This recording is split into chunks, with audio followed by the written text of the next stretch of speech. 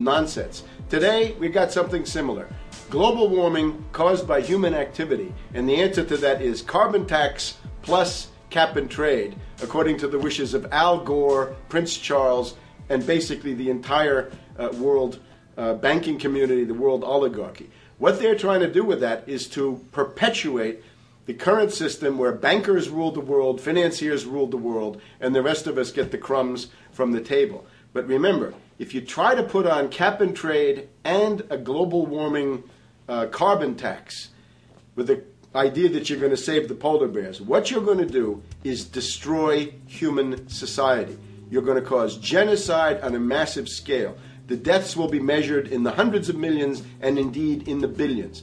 Just the idea of global warming means that there'll be no development for Africa, no development for the poorer parts of Southeast Asia, and no world economic recovery of any kind ever in our entire lifetime. So it's important to expose and fight the pseudoscientific fraud of global warming. One more point about this. You don't need a climatologist to know that this stuff is a fraud. I'm a historian. I can tell you, in the last 1,000 years, we had a period of very warm temperatures called the medieval warm period, where all kinds of grapes and semi-tropical stuff was growing very far into the northern hemisphere. That was about 1100, 1200. It happened to correspond with an all-time maximum of sunspots.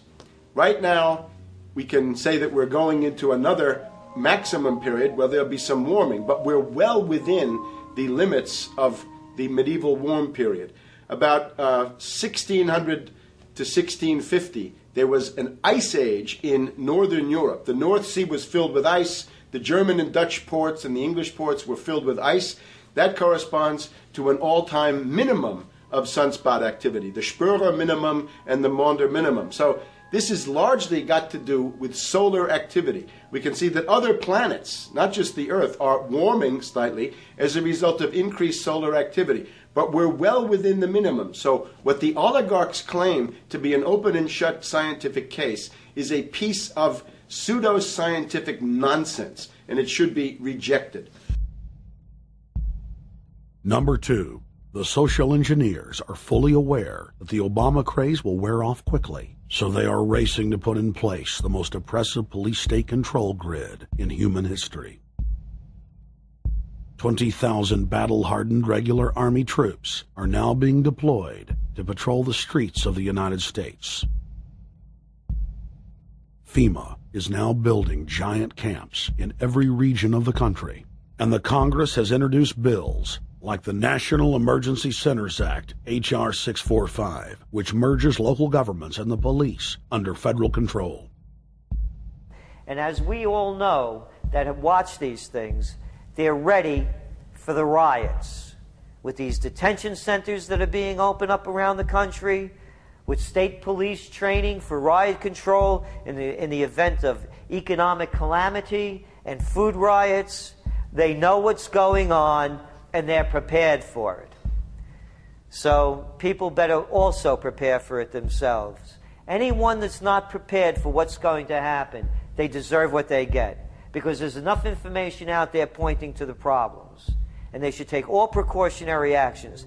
Next, Obama ordered the Defense Department to issue DoD Directive 1404.10, establishing a 1 million person civilian army under his control. Simultaneously, Obama launched usaservice.org. The new website deceptively masquerades as a federal agency, but in reality is a recruiting tool building a separate, completely private army outside of government that takes orders directly from Obama's controllers. Barack Obama has refused to rescind Presidential Decision Directive 51, signed by George W. Bush. The directive plainly states the president is a dictator and that Congress is ceremonial. We cannot continue to rely only on our military in order to achieve the national security objectives that we've set. We've got to have a civilian national security force that's just as powerful, just as strong, just as well funded. President Obama and his Chief of Staff, Rahm Emanuel, have repeatedly stated on the record that all Americans below the age of 64 will be forcibly conscripted into federal service. Citizenship is not an entitlement program. It comes with responsibilities. Everybody somewhere between the ages of 18 and 25 will serve 3 months of basic training and understanding in a kind of civil defense. Now, it doesn't always have to be service in uniform. One of the things that if you talk to our generals, they are desperate for is a civilian counterpart to our military forces. So is this compulsory then? Well, you have to, in a sense, it's required of everybody, 18 to 25, 3 months, and at some point at that point you do it. Obviously, I'm not going to say perfect legislation. We'll work that process through. You could do it during a college summer, or you could do it after high school. If you have a demagogue with a fanatical mass movement of personality cultists who is imposing the program of a group of extreme bankers and finance oligarchs, that's fascism. Obama's transition site, change.gov, proclaimed that middle school and high school students will be forced to serve the federal government. Fascism is gutter up, streets up, hooligans, thugs, fervently idealistic students, swarming adolescents, just the kind of thing you see around Obama. The way you get a population to enslave itself when the police and the army are no longer enough to do that. So I think that's if you're a left liberal, it's time to open your eyes to that. All young Americans between the ages of 18 and 24 will be conscripted into a paramilitary domestic security force.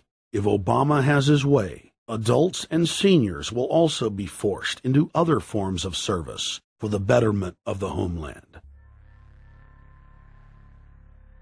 Number 3, disarming the American people. Obama operatives in the Congress have introduced more than 10 bills that would end the Second Amendment as we know it. H.R. 1022 would allow the new Attorney General Eric Holder the dictatorial power to ban any gun he wishes at will. In 2008, before the Supreme Court, in the D.C. gun ban case, District of Columbia versus Heller, Holder argued for the complete disarmament of the American people and that only the military should own firearms. H.R. 257 would ban all youth shooting sports, including YMCA and Youth Olympic shooting clubs. H.R. 45 would force all gun owners to undergo federal psychological screening, registration, and testing to keep their firearms. White House Chief of Staff Rahm Emanuel has proposed the extrajudicial banning of any American on the fraudulent no-fly list from owning any firearm. That is, if you are on the no-fly list because you are known as maybe a possible terrorist, you cannot buy a handgun in America. Over 25,000 Americans are added each month to the no-fly list, which numbers over 1 million people who have not been charged or convicted of any crime. It's a case of mistaken identity for a 5-year-old boy from Normandy Park. He had trouble boarding a plane because someone with his same name is wanted by the federal government. King 5's Mimi Jung is live at SeaTac Airport to explain. Mimi. Lori, it's hard to believe that a 5-year-old could be considered a threat, but that's exactly what happened here at SeaTac last week when Matthew Gardner showed up for a flight to LAX. As 5-year-olds go, Matthew Gardner is about as harmless as you can get. But when he and his mom checked in for their flight at SeaTac last week, Matthew was considered the criminal. If you're on that no-fly list, your access to the right to bear arms is canceled because you're not part of the American family. You don't deserve that right. There is no right for you if you're on that terrorist list. And even though this Matthew Gardner is only in kindergarten, TSA workers still conducted a full-blown search. They searched all of our belongings. They took everything apart piece by piece. Nadia Counter says it wasn't easy being treated as a possible threat to national security. I picked up my child to give him a hug and tell him, it's okay, we're doing fine. And they reported to me that I was not allowed to touch him. He was a security risk, and they had to research me to make sure that I had not obtained any materials from him. Number 4, massive restrictions on the First Amendment guarantee of free speech. The President, Congress, and the FCC have announced plans to not only curtail speech on talk radio and newspapers, but to also regulate speech on the Internet, to the Orwellian-named Fairness Doctrine. The Obama machine is also pressuring Congress to pass draconian hate speech laws that will eviscerate the First Amendment. Number 5, they plan to further federalize health care so that the government can dictate